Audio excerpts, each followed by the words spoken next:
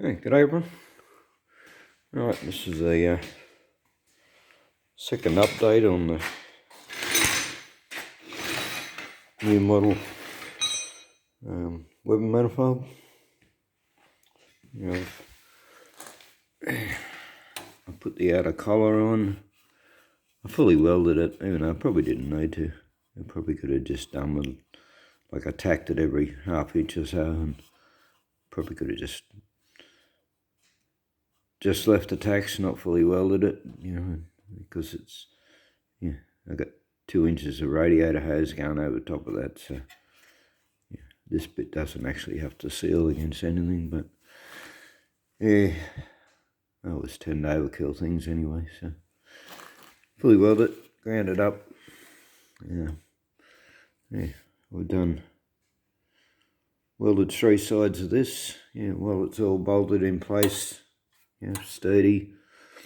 It's now completely cooled down, so I said I filled in those pieces, used the copper, brass pipe, and like I still had to die grind the inside of it, which I can't actually show you at the moment because it's all welded on now, but I mean the brass pipe sort of limited the amount of dags that were in the inside. It was a pretty quick and easy job to die grind the inside.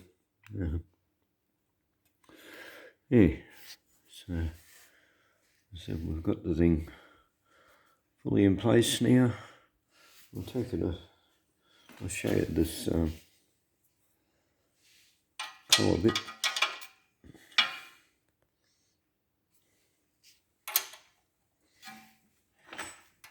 I'm going to refit the studs back into this. Loctite them in and everything. Studs are always the best option in alloy. Just have you Loctite them in, that allows you to do them up that little bit harder, without risk of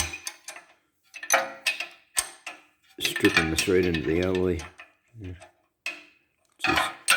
That's why they have studs in there to begin with. But, as I said, I wasn't able to have them in the previous model because the manifold was one piece and they'd just lift up straight rather than be able to pull out. So it's sort of a good thing, I suppose, that it didn't actually work previously, because now, so I can get the studs back in here and I don't have to risk pulling the threads out of the head. And as you can see, you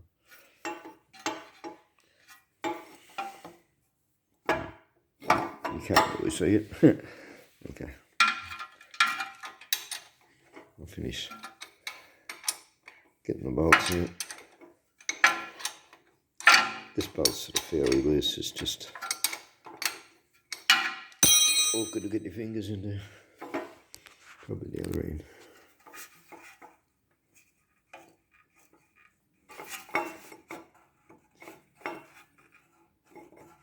Now come on. It's really loose as anything, There we go. And the only tension that's on it is the manifold itself leaning against it.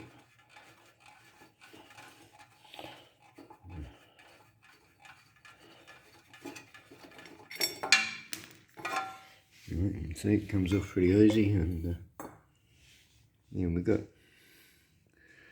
about 5mm, 4 to 5mm overlap on this collar, which is didn't want to go any more because I want to leave.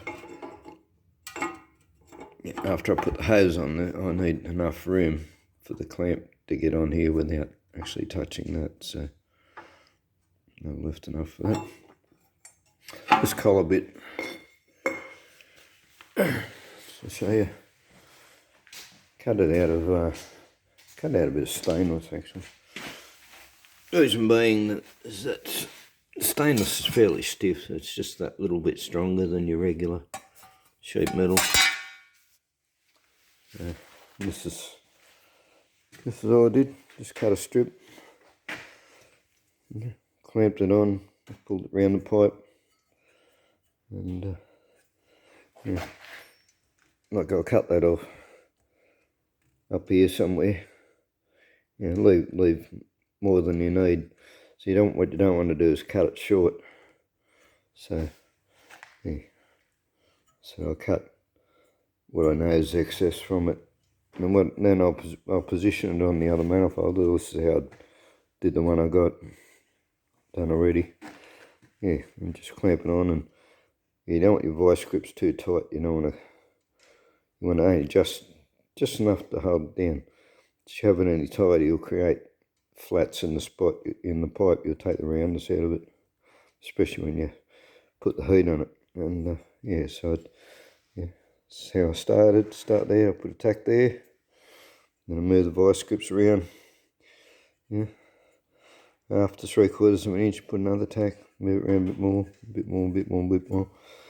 And then when you get right up here, when you get a tack here, that's when you cut it again to the exact bit you need, and you want it to pretty much meet. So that's when we did the final cut. So anyway, I'll have to I could take that off now, or I can just continue with the other side, I suppose. Probably just continue with the other side for now, and get that to this point as well, and then I'll take it off and fully weld the underside. I'll give it a light grind up. Not gonna grind it down. I'm gonna leave, like here, there's still about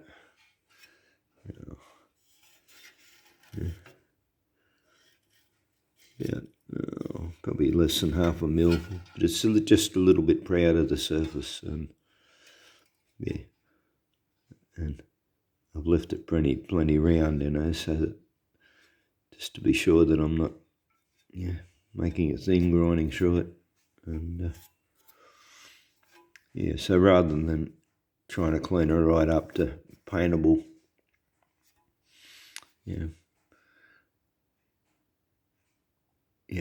I said I'll leave just a little bit of it, leave it just a little bit proud, and then I'll run a bit of putty over the whole thing. And I don't think there's going to be any pinholes in it, because I welded it at pretty high heat, and it's basically a continuous weld. And the only places where I did stop-start, I had to stop-start here because I blew a hole in it. And I had to stop-start in the corners because they were sticking up. I didn't actually cut them. I just filled the corner in with weld, but there was a couple of stop-starts there. So what I've tried to do is not start where you want the weld, but to start over the top of the previous weld and then pull down into it, because that's where you'll get pinholes, where you start. That first bit isn't hot enough to actually penetrate and blend it in, and that's where you'll get a pinhole. So that's why that's a bit daggy, because we've started on the top of the previous weld and then come down into where I want the weld. So as I said, I don't think we're going to have any pinholes in it. It's got about a 2.5 mil wall thickness, and I've done pretty much continuous weld where I could, and done everything I can to avoid getting pinholes in it. But as I said, I'll run a bit of putty over the top of it when I finish, and if there is any pinholes, that should seal it up anyway. So putty will handle a reasonable amount of heat. It'll handle whatever heat this gets into it. Like you couldn't put it on your exhaust or anything, but yeah, that won't get warm enough to affect the pony. So yeah. Anyway, that's what we're up to if you're interested. So thanks for watching, and we'll do another one later, probably when it's finished. Okay, thanks for watching. Bye.